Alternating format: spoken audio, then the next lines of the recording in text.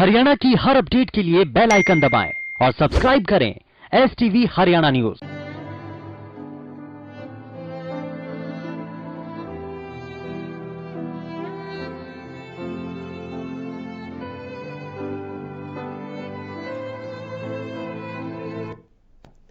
नमस्कार, स्वागत है आपका। मैं हूं गौरव कुमार पांडे।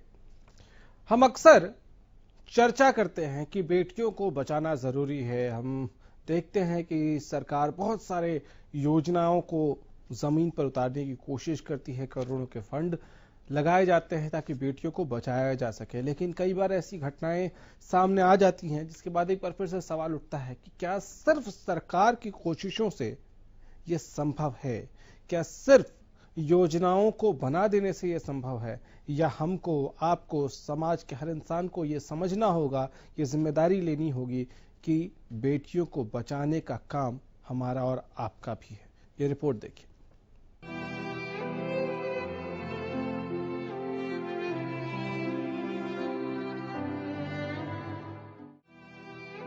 काश हमारी सोच बदल जाती, भेदभाव की उस संकीर्ण मानसिकता से हम बाहर निकलते, उस बेबस मासूम को ये कहना ना पड़ता कि अगले जन्म मोहे बिटिया ना कीजियो।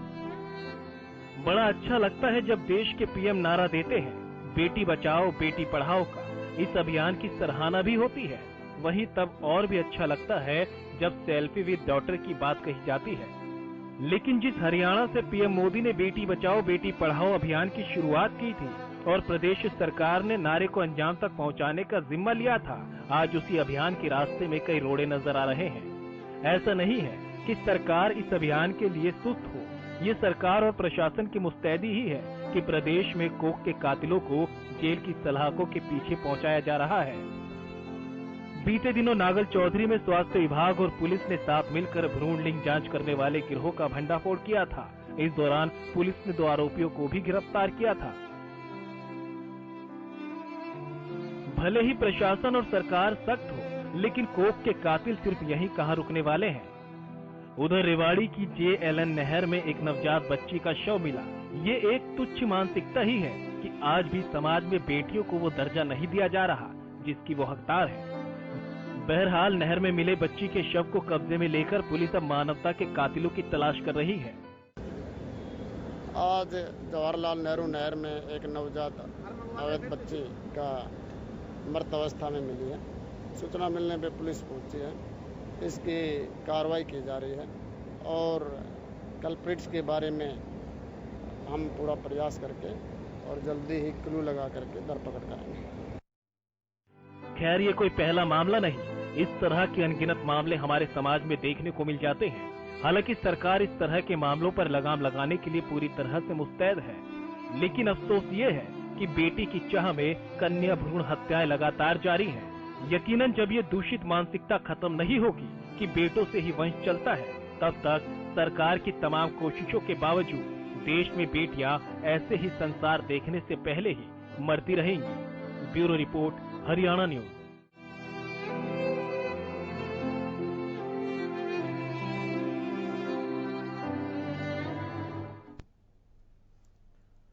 चर्चा का आगाज करते हैं। ऋतु कटारिया समाज सेवी के तौर पर हमारे साथ जुड़ गई हैं।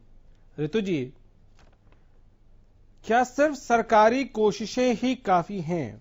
क्या सिर्फ योजनाएं बना देना काफी है?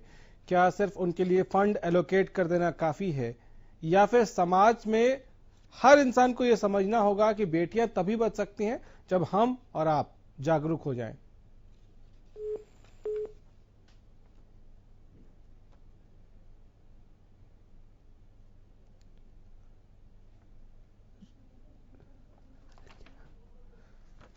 चलिए, लगता है ऋतु जी का फोन डिस्कनेक्ट हो गया है।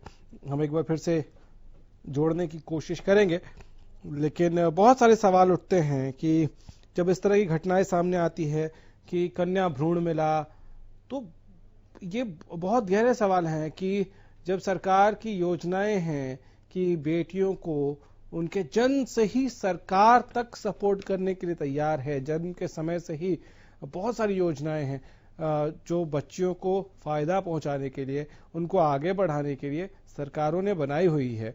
उसके बावजूद आखिर बेटियों को इस तरह से जन्म लेते ही या जन्म से ठीक पहले क्यों मौत के घाट उतार दिया जाता है? ये कुछ ऐसे सवाल हैं जो झकझोरेंगे भी आपको बहुत ज्यादा परेशान भी करेंगे कि आखिर ये कैसी मानसिकता है, कौन सी ये विकृत मानसिकता है जिसकी वजह से ये तमाम घटनाएं सामने आती हैं।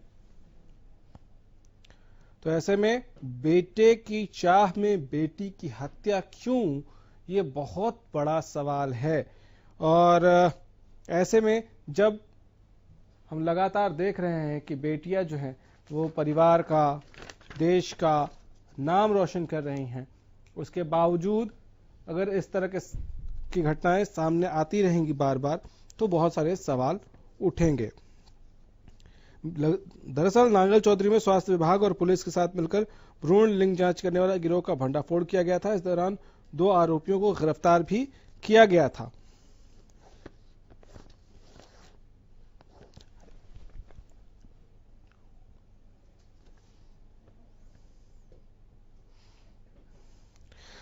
उधर रेवाड़ी के JLN नहर में एक नवजात बच्ची का शव मिला है और ये बहुत सारे सवाल पूछता है कि नहर में ये जो बच्ची का शव मिला ये कहां से आया, कैसे आया और क्यों इस तरह से भ्रूण का लिंग जांच करने वाले गिरोह अब भी ऑपरेट कर पा रहे हैं। और आपको याद होगा अभी थोड़े दिन पहले ही एक गिरोह का भांडाफोड़ हुआ था और उस गिरोह में ये पाया गया था कि विभाग का ही एक पूर्व एम्बुलेंस चालक उसमें शामिल था, 2 नर्सें उसमें संलिप्त थी। ये तमाम खुलासे हुए थे। तो इस तरह से कब तक आखिर भ्रूण का लिंग जांच करने वाले गिरोह ऑपरेट करते रहेंगे? रितु कटारिया जी हमारे साथ एक बार फिर से जुड़ गई हैं, समाज सेवी हैं। रितु जी, सवाल ये कि क्या हम सिर्फ सरकार के भरोसे या सिर्फ योजनाओं के भरोसे, सिर्फ अधिकारियों के भरोसे रहेंगे बेटियों को बचाने के लिए, या हमारी यानी कि समाज की भी कोई जिम्मेदारी है? समाज में जो लोग हैं उनकी जिम्मेदारी नहीं है क्या कुछ? जी बिल्कुल, सरकार देखिए, सभी को मेरा नमस्कार। और ये आज के टाइम में हमारे लिए एक अभिशाप और ज्यादा बनता जा रहा है कि हम 21वीं सदी में चल रहे हैं। आज हम इतने मॉडर्न हो गए हैं, लेकिन कहीं ना कहीं हमारी मानसिकता आज भी बेटे को लेकर वो है। देखिए, सरकार का काम है कि वो आपके सामने जो है नियम लेके आती है, आपके सामने कानून बना सकती है, लेकिन उसको इम्प्लीमेंट करना एक जागरूक इंसान का कर्तव्य बनता है, एक आम आदमी का कर्तव्य बनता है। जब तक हम खुद अपने मन से, अपने दिल से जागरूक नहीं होंगे कि कन्या भ्रूण हत्या एक बहुत बड़ा अपराध है, एक पाप है, और हमें उस पाप के भागीदार नहीं बनना, तब तक सरकार कितने भी बड़े नियम ले आए, कितना भी कुछ कर ले, तो इस पर कंट्रोल करना वो थोड़ा मुश्किल है। ठीक है, इसमें 2-3 चीजें हैं। हर बार जब इस तरह के मामले सामने आते हैं तो हम मीडिया वाले सवाल पूछते हैं और उसके बाद थोड़ी बहुत कार्रवाई होती है, थोड़ी बहुत जांच होती है, फिर सब कुछ ठंडे बस्ते में चला जाता है। सरकार ठीक है, एक बहुत महत्वपूर्ण हिस्सा है कि बेटियों को बचाने के लिए, लेकिन इतनी सारी योजनाएं हैं, बेटी के जन्म से लेकर उसकी पढ़ाई से लेकर उसकी शादी तक के लिए सरकारी योजनाएं हैं। उसके बावजूद आखिर क्यों, क्या बेटियां अब भी बोझ लगती हैं लोगों को, जिसकी वजह से इनके पैदा होते ही या इनके पैदा होने से ठीक पहले इनको मार दिया जाता है? कारण क्या, आप क्या समझ पाती हैं?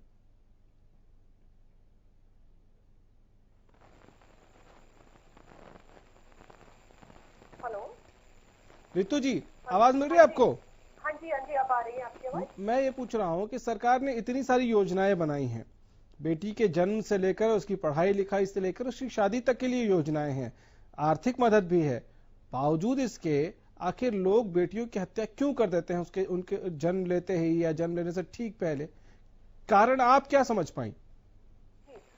इसमें कई पहलू अगर हम देखें तो बहुत सारे पहलू इसमें जुड़े हुए हैं। सबसे बड़ा जो पहलू मुझे लगता है कि कहीं ना कहीं लोगों की मानसिकता आज भी यही है कि हमारा वंश जो है, हमारा वंश चलाने के लिए हमें लड़के की जरूरत है। तो एक ये भी मानसिकता कहीं ना कहीं, वो अगर ये लड़की हो गई है तो हमें लड़के की जरूरत है, इतने बच्चे हम कैसे पालेंगे, तो कहीं ना कहीं उसको जो है उसकी हत्या करने पे मजबूर हो जाते हैं। और दूसरा, एक गरीब परिवार को देखें तो उसके लिए उस बेटी का ब्याह करना, उसके लिए दहेज जुटाना, उसका बहुत बहुत खर्चे उसके। और अगर तीसरी सबसे बड़ी बात अगर हम इसमें देखें तो मुझे लगता है आज कहीं ना कहीं जो हमारी वुमेन सेफ्टी की बात हम करते हैं, जहां इतने रेप वाली वारदात बढ़ रही हैं, तो आम आदमी कहीं ना कहीं वहां भी डरता है। तो बहुत सारे ऐसे पहलू हैं, कोई एक पहलू नहीं है कन्या भ्रूण हत्या के पीछे, इसके पीछे बहुत सारे पहलू हैं जहां हमें काम करना होगा, जहां हमें लोगों को एक सिक्योरिटी देनी होगी कि बेटी जो है वो आप पे किसी तरह का बोझ नहीं बनेगी। तो अगर हम एक एक करके इन सब चीजों को आम जनता के सामने लेके आएंगे तो कहीं ना कहीं ये दर कम हो सकती है।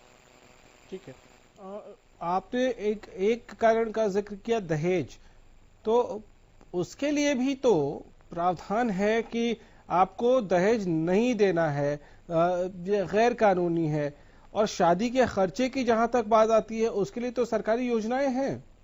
क्या उन योजनाओं के बारे में आम लोगों को बताया ही नहीं गया है, या उनके पास वो इन्फॉर्मेशन ही नहीं है, उतने वो जागरूक ही नहीं है?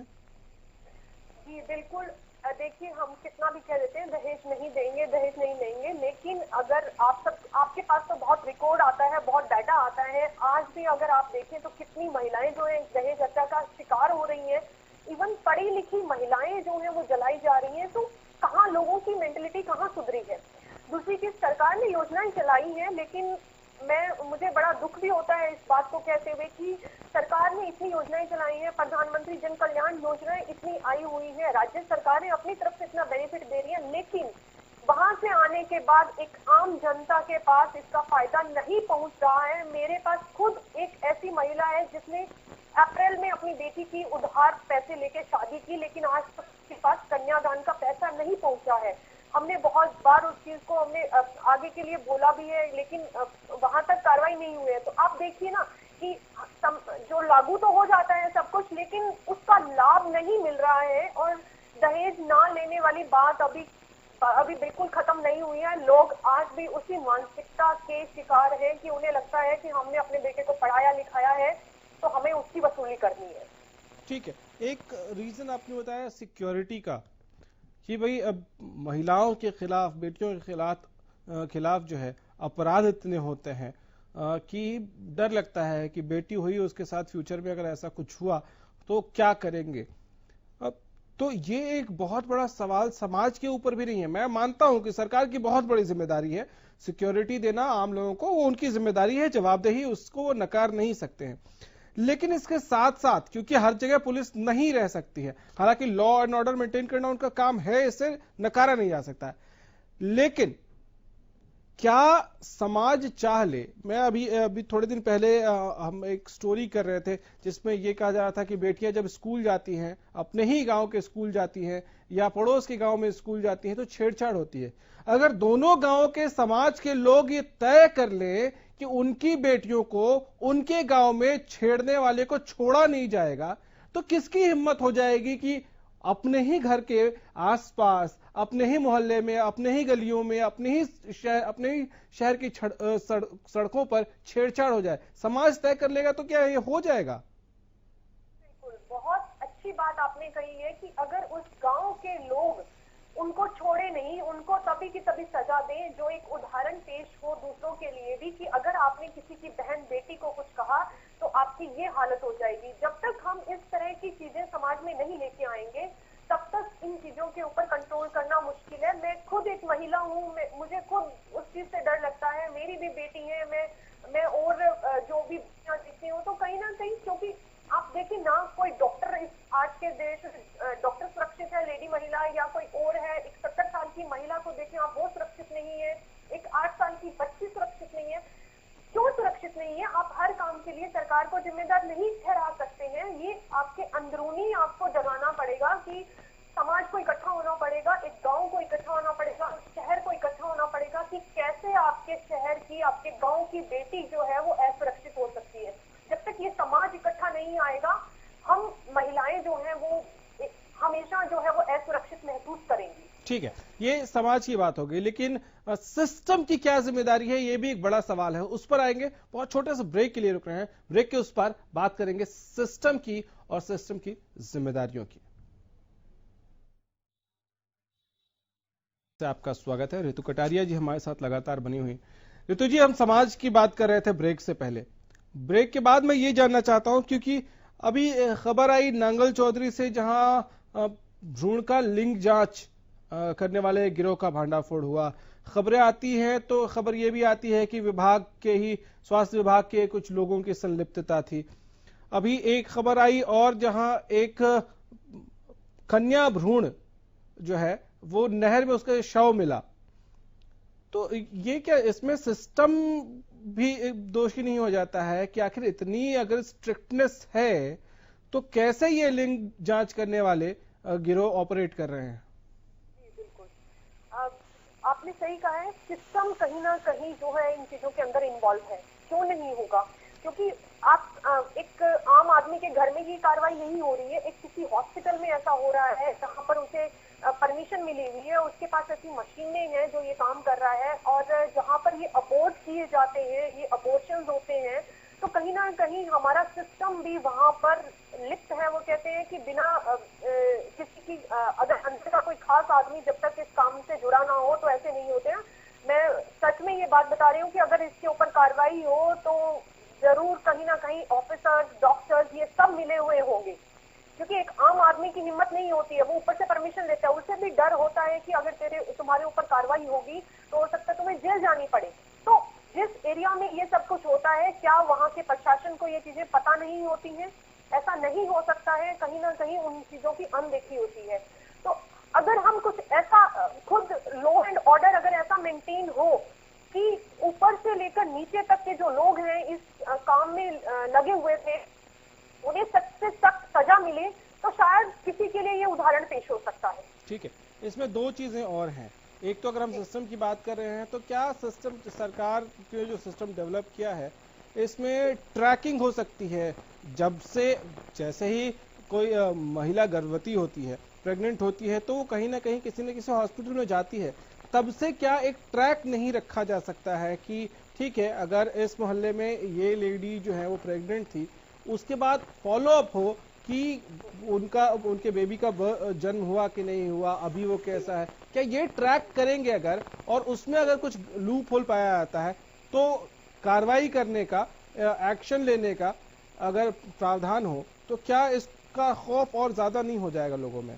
बिल्कुल, बहुत अच्छा सजेशन है। मैं तो बल्कि कहना चाहूंगी, मेरे माइंड में भी ये सजेशन चल रहा था कि हमें कहीं ना कहीं कुछ एक ऐसा सिस्टम लाना पड़ेगा, जो आप ट्रैकिंग की बात कर रहे हैं, कि हर गर्भवती महिला जो है वो आसपास के डिस्पेंसरी में या आसपास के आंगनवाड़ी में या आसपास के कहीं हॉस्पिटल्स हैं वहां पर वो इनरोल होती है अगर, और पूरा 9 महीने उसका जो है डाटा जो है वो सेव रहता है, और लास्ट तक उसकी डिलीवरी के बारे में भी पूरी इंफॉर्मेशन रहती है। और इन केस बीच में अगर कुछ गड़बड़ होती है, वो उसके साथ ऐसा कुछ अबॉर्शन वाली बात आती है, तो जरूर ये सरकार तक ऐसी चीजें पहुंचनी चाहिए जिससे कि सरकार खुद आगे आए कि उन्हें यहाँ पर बख्शा नहीं जाएगा, क्योंकि सरकार हमारे घर घर आकर ये चीजें नहीं ढूंढ सकती है। लेकिन अगर इस तरह की कमेटी बना दी जाए, इस तरह का एक सिस्टम क्रिएट किया जाए कि ऐसे अगर कोई काम होता है तो हम उस पर मिलकर इस तरह की कार्रवाई करेंगे, तो बहुत जरूरी है। सरकार को बहुत बहुत सख्त कार्रवाई करनी पड़ेगी। अभी भी कहीं ना कहीं हमारे पास डील है, हमारे लॉ एंड ऑर्डर में कहीं ना कहीं डील है, जो लोग इस तरह के करप्शन में इन्वॉल्व हो रहे हैं। सरकार ने लागू कर दी स्कीम, लेकिन वो स्कीम वहां तक पहुंचते पहुंचते बीच में गायब हो जाती है। वहां अगर 10 लोगों को मिलनी चाहिए थी, 10 लोगों को मिली है, लेकिन वो 10 लोग वो नहीं है जिनको एक्चुअल में मिलनी चाहिए थी। तो इस तरह के बहुत सारे इश्यूज हैं जहाँ पे हमें सख्त होना पड़ेगा, तभी हम कहीं जाके इन लोगों को पकड़ सकते हैं। और सबसे पहली बात तो मैं ये कहना चाहूंगी कि एक आम इंसान को जागरूक करने की बहुत जरूरत है कि बेटियां बोझ नहीं है। हमें बार बार जो वहाँ का प्रशासन है उसको इस चीज के लिए रोल प्ले करवाने चाहिए। इस चीज के लिए आप किसी तरह के नुक्कड़ नाटक करें, आप वहाँ के लोगों को जो है एजुकेट करें।